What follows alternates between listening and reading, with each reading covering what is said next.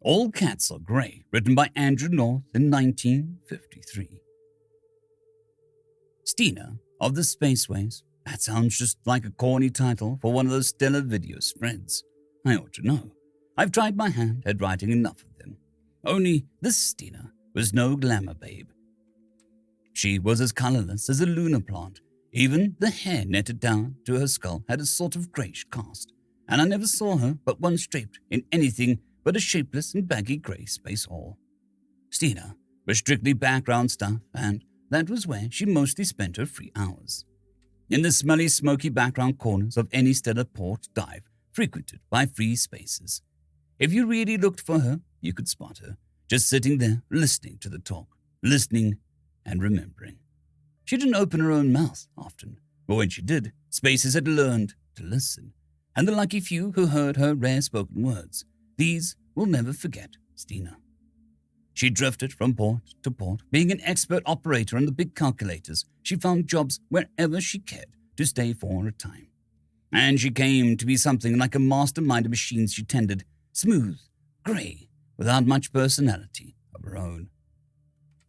But it was Stina who told Bub Nelson about the Jovan moonrights, and her warning saved Bub's life 6 months later. It was Stina who identified the piece of stone Keen Clark was passing around a table one night, rightly calling it unworked slatite. That started a rush which made 10 fortunes overnight for men who were down on their last chance. And, last of all, she cracked the case of the Empress of Mars. All the boys who'd profit by her queer store of knowledge and her photographic memory tried at one time or another to balance the scales, but she wouldn't take so much as a cup of canal water at their expense, let alone the credits they tried to push on her. Bob Nelson was the only one who got around her refusal. It was he who brought her Bat. About a year after the Jovan affair, he walked into a free hall one night and dumped Bat down on her table. Bat looked at Stina and growled. She looked calmly back at him and nodded once. From then on, they traveled together, the thin grey woman and the big grey tomcat. Bat learned how to know the inside of more stellar bars than even most spaces visited in their lifetimes. He developed a liking for vernal juice, drank it neat and quick, right out of the glass. And he was always at home on any table where Stina elected to drop him. This really is a story of Stina, Bat, Cliff Moran, and the Empress of Mars. A story which is already a legend on the Spaceways. And it's a damn good story, too. I ought to know, having framed the first version of it myself. For I was there, right in Rigel Royal, when it all began on the night that Cliff Moran blew in, looking lower than an ant-man's belly and twice as nasty. He'd had a spell of luck foul enough to twist a man into a slug snake, and we all knew that there was an attachment out for his ship. Cliff had fought his way up from the back courts of Venaport, lose his ship, and he'd slip back there to rot. He was at the snarling stage that night when he picked out a table for himself and set out to drink away his troubles. However, just as the first bottle arrived, so did a visitor. Stina came out of her corner, Bat curled around her shoulders, stolid-wise, his favorite mode of travel. She crossed over and dropped down without invitation at Cliff's side. That shook him out of his sulks, because Stina never chose company when she could be alone. If one of the Manstones and Ganymede had come stumping in, it wouldn't have made more of us look out of the corner of our eyes. She stretched out one long-fingered hand and set it aside the bottle that he had ordered, and said only one thing. It's about time for the Empress of Mars to appear again. Cliff scowled and bit his lip. He was tough at jet lining. You have to be granite inside and out to struggle up from Venaport to a ship command. But we could guess what was running through his mind at that moment. The Empress of Mars was about the biggest prize a spacer could aim for. But in 50 years, she had been following her queer derelict orbit through space. Many men had tried to bring her in, and none had succeeded. A pleasure ship carrying untold wealth, she had been mysteriously abandoned in space by passengers and crew, none of whom had ever been seen or heard of again. At intervals thereafter, she had been sighted, even boarded. Those who ventured into her either vanished or returned swiftly without any believable explanation of what they had seen, wanting only to get away from her as quickly as possible. But the man who could bring her in or even strip her clean in space, that man would win a jackpot. All right, Cliff slammed his fist down on the table. I'll try even that. Stina looked at him, much as she must have looked at Bat the day that Bub Nelson brought him to her, and nodded. That was all I saw. The rest of the story came to me in pieces, months later, and in another port half a system away. Cliff took off that night. He was afraid to risk waiting. With a writ out that could pull the ship from under him, and it wasn't until he was in space that he discovered his passengers, Stina and Bat. We'll never know what happened then. I'm betting that Stina made no explanation at all. She wouldn't. It was the first time that she had decided to cash in on her own tip, and she was there. That was all. Maybe that point weighed with Cliff. Maybe he just didn't care. Anyway, the three were together when they sighted the Empress riding, her deadlights gleaming, a ghost ship in night space. She must have been an eerie sight because her other lights were on too. In addition to the red warnings at her nose, she seemed alive, a flying Dutchman of space. Cliff worked his ship skillfully alongside and had no trouble in snapping magnetic lines to her lock. Some minutes later, the three of them passed into her.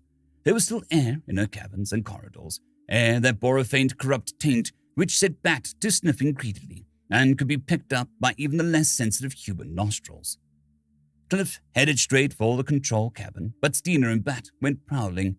Closed doors were a challenge to both of them, and Stina opened each as she passed, taking a quick look at what lay within. The fifth door opened on a room which no woman could leave without further investigation. I don't know who had been housed there when the Empress left port on her last lengthy cruise. Anyone really curious can check back on the old photo-reg cards. But there was a lavish display of silks trailing out of 2 travel kits on the floor, a dressing table crowded with crystals and jeweled containers, along with other lures for the female, which drew Stina in. She was standing in front of the dressing table when she glanced into a mirror, glanced into it, and froze. Over her right shoulder, she could see the spider-like cover on the bed. Right in the middle of that sheer gossamer expanse was a sparkling heap of gems, the dumped contents of some jewel case. Bat had jumped to the foot of the bed and flattened out his cat's will, watching those gems, watching them, and something else. Stina put out her hand blindly and caught up the nearest bottle. As she unstopped it, she watched the mirrored bed. The gemmed bracelet rose from the pile, rose in the air and tinkled its siren song. It was as if an idle hand played. Bat spat almost noiselessly, but he did not retreat. Bat had not yet decided his course. She put down the bottle. Then she did something which perhaps few of the men she had listened to through the years could have done. She moved without hurry or sign of disturbance on a tour about the room, and although she approached the bed, she did not touch the jewels. She could not force herself to that. It took her 5 minutes to play out her innocence and unconcern. Then it was Bat who decided the issue. He leapt from the bed and escorted something to the door, remaining a careful distance behind. Then he mewed loudly twice. Stina followed him and opened the door wider. Bat went straight on down the corridor, as intent as a hound on the warmest of scents. Stina strolled behind him, holding her pace to an unhurried gait of an explorer. What sped before them was both invisible to her, but Bat was never baffled by it.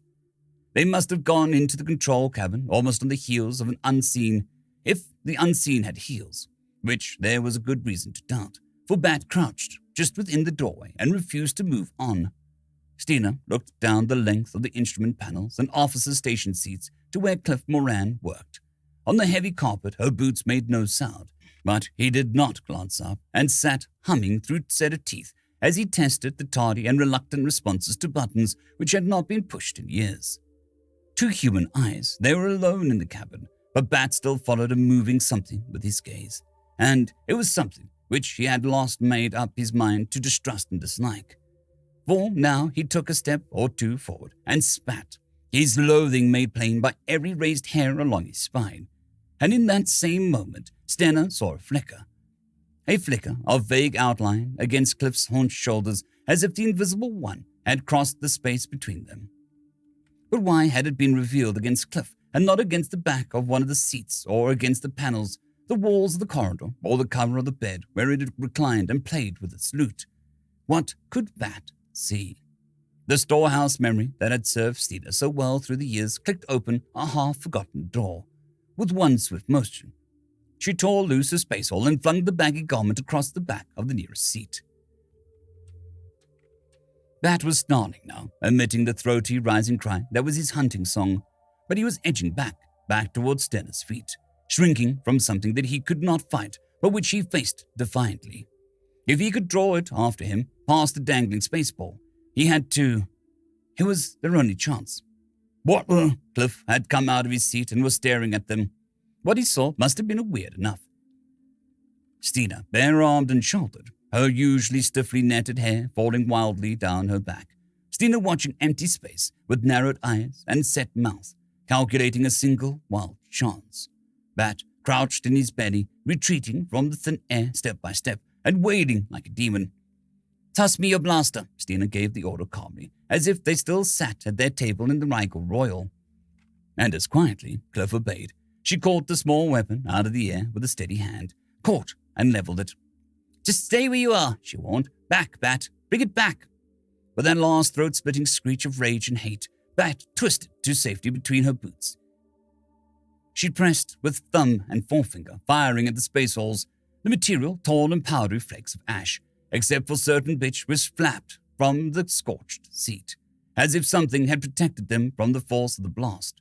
Bat sprang straight up in the air with a scream that tore their ears. What? Began Cliff again. Stina made a warning motion with her left hand. Wait. She was still tense, still watching Bat. The cat dashed madly around the cabin twice, running crazily with white-ringed eyes and flecks of foam in his muzzle. Then he stopped abruptly in the doorway, stopped and looked back over his shoulder for a long silent moment. He sniffed delicately. Stina and Cliff could smell it too now, a thick, oily stench which was not the usual odor left by an exploding blaster shell. Bat came back, treading daintily across the carpet, almost on the tips of his paws. He raised his head and he passed Stina, and then he went confidently beyond to sniff. To sniff and spit twice at the unburned strips of space oil. Having thus paid his respects to the late enemy, he sat down calmly and set to washing his fur with deliberation. Stina sighed once and dropped into the navigator's seat. Maybe now you'll tell me what in the hell has happened, Cliff exploded as he took the blaster out of her hand. Grey, she sat dazedly. It must have been grey, or I couldn't have seen it like that. I'm colorblind, you see. I can see only shades of grey. My whole world is grey, like Bat's. His world is grey too, all grey. But he's been compensated, for he can see above and below our range of color vibrations, and, apparently, so can I. Her voice quavered, and she raised her chin with a new air Cliff had never seen before, a sort of proud acceptance. She pushed back her wandering hair, but she made no move to imprison it under the heavy net again. That is why I saw the thing when it crossed between us. Against your spaceall, it was another shade of grey, an outline. So I put out mine and waited for it to show against that. It was our only chance, Cliff. It was curious at first, I think, and it knew that we couldn't see it, which is why it waited to attack. But when Bat's actions gave it away, it moved. So I waited to see that flicker against the spaceall, and then I let him have it. It's really very simple. Cliff laughed a bit shakily. But what was this grey thing? I don't get it. I think it was what made the Empress a derelict. Something out of space, maybe. Or from another world somewhere. She waved her hands. It's invisible because it's color beyond our range of sight. It must have stayed in here all these years. And it kills. It must, when its curiosity is satisfied. Swiftly, she described the scene in the cabin and the strange behavior of the gem pile which had betrayed the creature to her. Cliff did not return his blaster to its holder. Many more of them on board, do you think? He didn't look pleased at the prospect. Stina turned to Bat. He was paying particular attention to the space between two front toes in the process of a complete bath.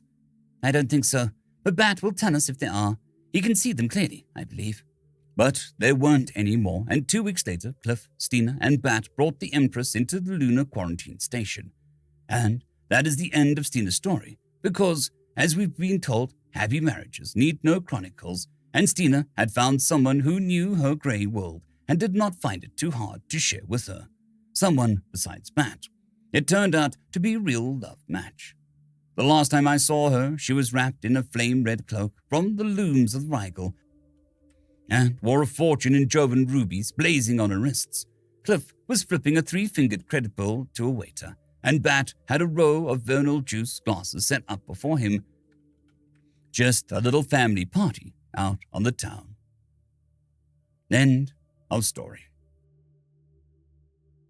I'd quickly like to thank the T5 peeps: Cold War Boomerwaffen, Severin Cerberus, Bushmaster 177, Henry the Red, Caspar Arnholtz, Cold War Boomerwaffen, Elijah Silvercross, Dragzoon WRE, and Severin Cerberus. Thank you very much.